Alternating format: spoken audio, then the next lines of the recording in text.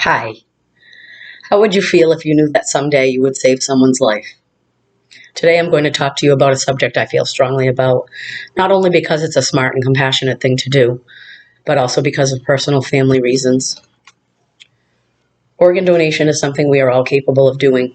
It saves lives and can enhance the life of many others. It is as easy as checking off a box when you go to renew your license. You can make a huge difference in someone's lives or many lives by becoming an organ donor. There are two types of organ donation: living organ donation and deceased organ donation. Let's explore that first. According to organdonor.gov's website, as a living donor, you can donate an organ or part of an organ. Many people do that for family members or loved ones, while others do so anonymously for someone in need. Nearly 6,000 living donations take place every year. The other type is deceased donation, which is done after the donor's death. The person has registered as an organ donor. When they die, their organs will be used to help other people. The Health Resources Service Administration's website has the following data. In the U.S., there are 106,624 men, women, and children on the National Transplant Waiting List, and another person is added every 9 minutes. Each donor can save 8 lives and enhance the life of 75 other people. Think about that. I find that amazing. The sad thing is that 17 people die each and every day just waiting for a transplant. My family's experience with organ transplant started with my mom's brother, my Uncle Bob. I remember as a child seeing huge scars that wrapped around the middle of his torso, and it was scary. We were told he had this kidney disease, and the doctors had told my grandmother and he that he wouldn't live past the age of 30.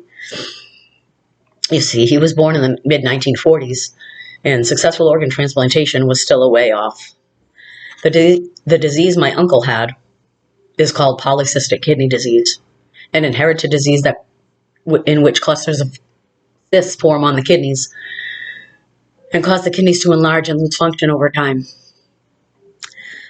Luckily, my uncle would survive beyond 30 thanks to a kidney transplant and strides made in anti-rejection drugs, specifically cyclosporin.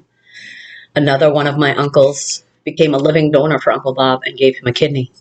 They were the subject of a CBS documentary about the new drug cyclosporin in the late 1970s. A CBS News crew came to my aunt's house and the family was all there, and it was pretty cool. The sad thing was that as an inherited disease, that same aunt had polycystic kidney disease also. Although less aggressive, she required a transplant some years later. Also, 2 of my uncle's sons, my cousins, also needed transplants, which they received from family members. Organ transplantation can be quite an amazing thing, changing the life of someone who is dying or on dialysis 3 times a week to having good health for many years. So what are the steps you should take to become an organ donor? First, you should discuss your intentions with close family members, your healthcare provider, and your clergy person if you choose to. Let them know your intentions so that there is no confusion when the time comes.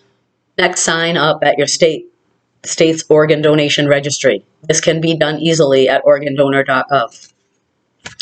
Third, you can sign up like I did when you renew your license, and this will show you are a donor on your license, and that information will be on record with the state's registry. Finally, you should have a healthcare proxy who knows of your wishes, and then there is legal documentation and no mistakes can be made when the time comes.